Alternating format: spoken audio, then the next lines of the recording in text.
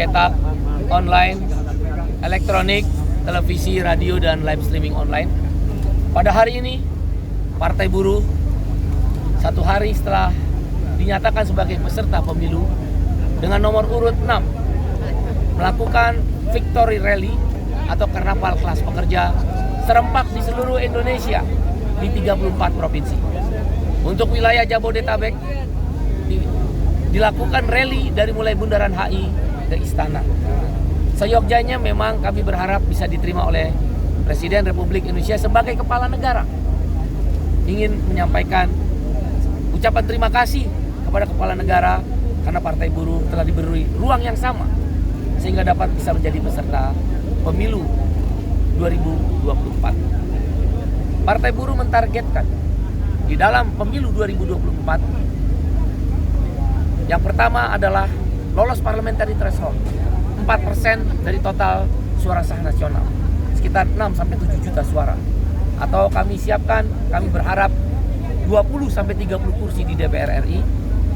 Dan yang kedua adalah 5% dari jumlah total kursi di setiap kabupaten, kota, dan provinsi masing-masing DPRD-nya. Partai Buruh yang ketiga mentargetkan 10 orang menjadi bupati, wali kota, atau wakilnya di dalam pemilu 2024. Dan Partai Buruh berkeyakinan bahwa pencapaian target tersebut akan bisa dilakukan karena Partai Buruh sudah mempunyai captive market. Partai Buruh berasal dari kalangan konstituen kelas pekerja, yaitu petani, buruh, nelayan, miskin kota, miskin desa, buruh informal, ibu jamu gendong, tukang becak, mama-mama pedagang sayur di Indonesia Timur, anak gelandangan pengemis, anak jalanan, janda-janda, pensiunan, pelaut, dan juga buruh tenaga honorer, buruh migran, pekerja rumah tangga. Captive market kami di seluruh Indonesia ada 10 juta orang. Artinya itu modal awal Partai Buruh. Kalau dengan keluarga dan anak, kita bisa mencapai 24 juta orang. Partai Buruh target 6-7 juta rasanya tidak terlalu berlebihan. Dan yang kedua, Partai Buruh terdiri dari 10 inisiator, 4 konfederasi serikat buruh terbesar, ORI, KSPI, KSBSI, Bang Darta Pakpahan, KPBI Ilhamsa. Ada juga serikat petani terbesar di Indonesia, SPI, dipimpin oleh Henry Saragi dan Ruli Ardiansa. Ada juga organisasi perempuan percaya. Ada juga organisasi daripada guru dan tenaga honorer, pekerja rumah tangga, Jala PRT, UPC, Urban Poor Consortium juga bergabung di sini. Kami akan dekati lingkungan hidup, hak asasi manusia, semua diaspora, konfigurasi masyarakat kelas pekerja akan menjadi konstituen partai. Pendekatan sedang dilakukan secara organisatoris maupun secara pribadi. Dengan demikian, Partai Buruh berkeyakinan akan lolos parliamentary threshold, 10 kepala daerah, dan juga DPRD, provinsi dan kabupaten diisi oleh Partai Buruh. Partai Buruh membawa prinsip kesetaraan kesempatan. Kau boleh kaya, tapi jangan miskinkan kami. Partai Buruh membawa prinsip pro subsidi dan pro jaminan sosial. Partai Buruh bertentangan atau menolak kalau subsidi dikurangi. Sebagai contoh, Partai Buruh menolak kenaikan harga BBM. Partai Buruh menolak impor beras, impor garam. Karena itu subsidi dikurangi itu. Partai Buruh pro jaminan sosial. Haram hukumnya orang kelaparan di negeri yang kaya. Haram hukumnya orang miskin di negeri yang kaya. Indonesia terkaya nomor 7 di dunia.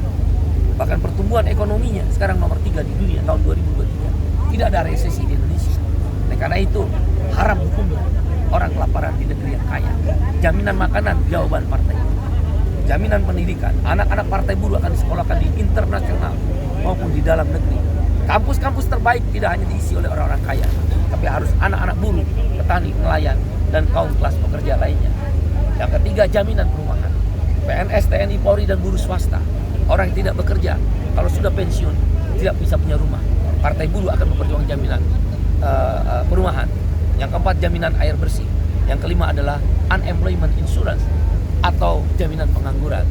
Partai Buruh berprinsip reforma agraria atau land reform dan kedaulatan pangan adalah sesuatu yang harus dikerjakan. Partai Buruh hanya mikirin kelas pekerja aja. Yang kaya-kaya menengah atas sudah ada yang mikirkan. Partai Buruh akan terus berjuang di parlemen. Demikian. konsolidasinya Bang sejauh ini dengan partai lain, apa sudah melakukan pertemuan atau khususnya ini kan Bung AGN kan kita tahu juga dari salah satu kader PDIP, sudah ada Bang soal itu Bang? Bung AGN adalah Ketua Umum Polri, bukan dalam kapasitas pengurus atau anggota partai. Sebagai Ketua Umum ORI, Organisasi Rakyat Indonesia, Bung AGN memberikan mandat kepada Bung Ferry Nuzarli, Sekretaris ORI sekaligus adalah Sekjen Partai Buruh. Dengan demikian posisi Bung AGN jelas. Dan sebagai Presiden Buruh, Bung AGN punya tanggung jawab secara moral agar buruh bisa naik ke dalam parlemen, bisa masuk dalam parlemen. Tapi tidak menutup kemungkinan kan Bang untuk mengarah ke situ atau seperti apa sejauh ini? Kalau posisi Bung AGN sudah jelas, Ketua Umum ORI dan juga adalah Presiden Buruh. Tentang koalisi dengan partai lain, Partai Buruh belum mempertimbangkan. Tentang capres dan cawapres pun Partai Buruh belum mempertimbangkan. Partai Buruh sedang menggodok cawapres dulu, baru berikutnya adalah capres. Dan Rakernas pada awal Februari atau akhir Januari akan kami bahas. Partai Buruh fokus pada kelolosan parliamentary threshold dan pilkada-pilkada.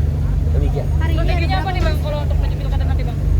Untuk maju ke pilkada, 10 kabupaten kota yang menjadi target Partai Buruh adalah daerah-daerah basis industri, yaitu antara lain Kabupaten Bekasi, Kota Bekasi, Kabupaten Kerawang, Batam, ya, Kota Tangerang, Kabupaten Tangerang, Kabupaten Purwakarta, ya, Kabupaten Pasuruan, Kota Pasuruan, ya, dan juga ada beberapa kota yang lain termasuk Sidoarjo juga menjadi target daripada Partai Buruh. Sehingga kita fokus di mana ada captive market, dan memang mereka sebagai pemimpin buruh sudah berinteraksi lama dengan masyarakat, tidak hanya dengan buruh.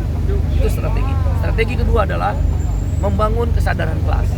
Kesadaran kelas harus dilakukan dengan kampanye-kampanye bahwa mereka sekarang punya rumah sendiri, go back home, yaitu partai. Kita berkeyakinan karena kita punya captive, dan ada petani, nelayan, miskin kota, pekerja rumah tangga, buruh migran, semua bergabung di partai. Mungkin dari petani akan menyampaikan beberapa. Baik, terima kasih. Saya sedikit saja mewakili kelompok petani dari Serikat Petani Indonesia yang tergabung dalam Partai Buruh. Kita akan menyerukan kepada seluruh kader pengurus SPI di berbagai daerah untuk segera mulai bekerja, dari mulai ladang-ladang, sawah-sawah, hutan-hutan, di laut maupun juga di desa-desa. Kita akan berjuang bersama-sama dengan Partai Buruh.